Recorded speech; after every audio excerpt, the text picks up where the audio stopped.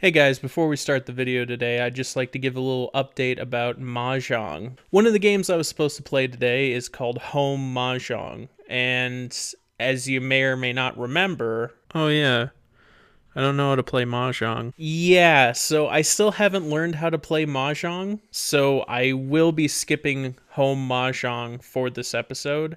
However, when I was browsing around the SG-1000 game list, I found a third Mahjong game that I would have to cover eventually called Sanin Mahjong. And so I figured, hey, there are 3 Mahjong games on the SG-1000 and related systems. I do 3 games per episode now. Why not just do a Mahjong episode? So that's not what I'm doing today, but rest assured I will be covering all 3 Mahjong games on the SG-1000 and Othello Multivision. So I'll get to it eventually, sometime before I move on to the Master System. That is my promise to you.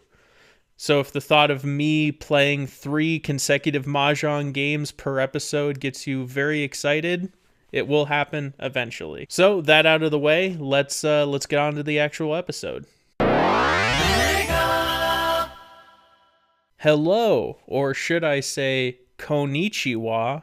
Welcome to the Sega Journey, episode 27. I will be covering a game this episode that, quite frankly, I should have covered sooner, but I just missed it. So if any of you are following along with the game list and saying, hey, he missed a game, well, I'm covering it today, so don't worry about that.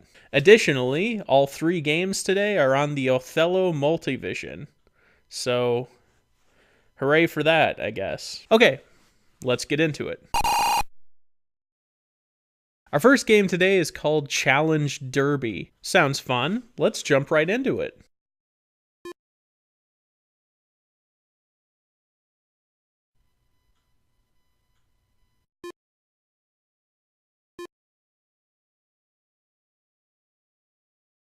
Uh...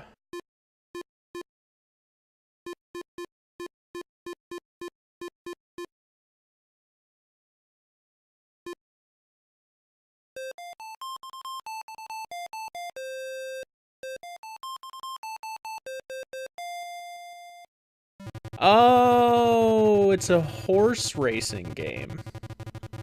And the last screen, I presume, was me betting on the horses. Alright.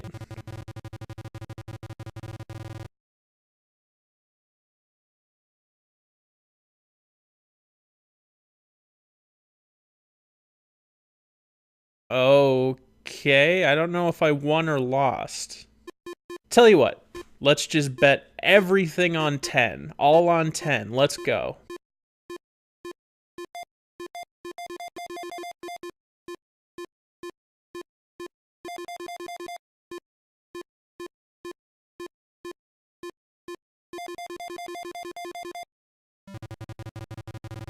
Come on, 10. Go 10.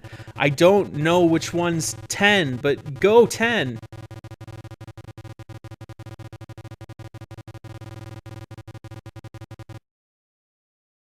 Did I win? Did I lose?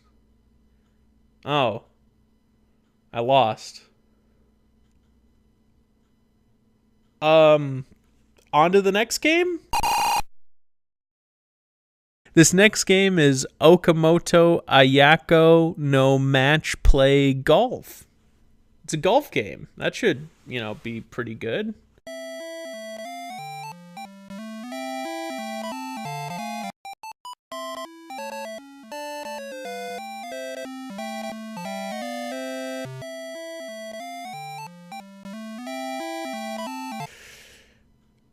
I'm beginning to see a bit of a trend here. Okay, so the first 2 games today are just in Japanese. I can't speak Japanese. I still don't know Japanese. But I know how to play golf. So let's give golf a shot.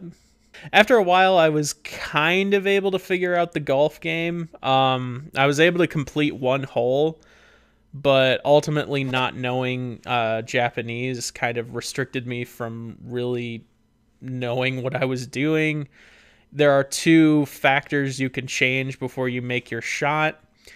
And I'm assuming one of them is like your club. I think the top one is your club, and the second one, I don't know what it is. And then you have to hit the right point in this line to make your shot. And that is the only thing I can really talk about in this game, that little line. It is terrible. You have to have the reaction times of a housefly to make a proper shot in this game. Like, I consider my reaction times fairly sharp, but I could not for the life of me make a good shot with this. It's just way too precise. So yeah, it's a one-on-one game of golf, and whoever makes it in the hole first wins, and the other person can't play after that, which was kind of interesting. And I genuinely enjoyed the game's kind of rendering of like where you are in the golf course. Like, you can tell it takes a second to load the image, and it changes based on where you are. That was kind of neat for the time. And all in all, you can tell this is trying to be more like a simulation take on a golf game rather than the Champion Golf, which is more like an arcade take on a golf game. So this game's ambitious for its time. It's fairly impressive for its time. But the fact that I don't read Japanese and the ridiculous reaction time required to make good shots means that I'm no good at this game. So yeah, these first two games were a little more quick fire than I was intending, but you know, there's not much to Derby. You bet on horses and you win or lose. And golf is just a really tedious golf simulator. Not a whole lot to say about these two. Here's hoping that our third game is A, in English, and B, a game that I can actually play. Fingers crossed. Would you look at that? Not only is it in English and a game I can play, it's a James Bond game.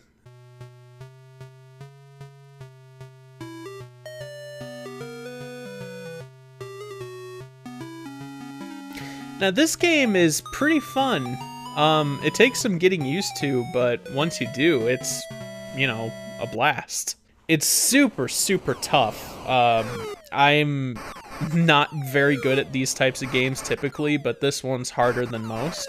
Essentially, you play as, I assume, James Bond in a floating car, speeding across the ocean, shooting missiles and dodging mines by the look of it.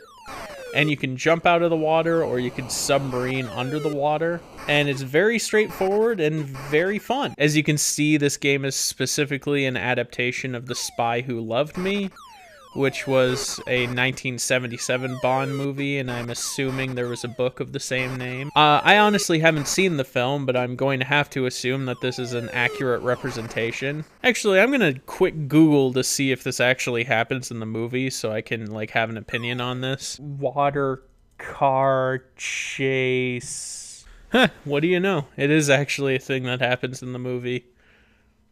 Good on you, Sega. It's more or less like a side-scrolling version of Yamato in some regards, and just about as difficult if you ask me. I had a lot of trouble getting this game down. The game capture you're seeing now, this is after like 20 minutes practice, because I was just no good, and I'm still no good. But yeah, it's just a very straightforward side-scrolling shooter. It's tough, but fun. It runs pretty well. The sound effects are decent. I like the recreation of the Bond theme. Yeah, that's about it. I don't really know what more there is to say for this episode, because we have one very simple game, one game that I don't speak the correct language to fully understand, and then one shooter that's pretty good. Among several other pretty good shooters on the system. Well, I guess that does it for this episode. Thanks for watching. Just a quick little announcement. I think for my next episode, I'm actually going to continue the Sonic Underground series.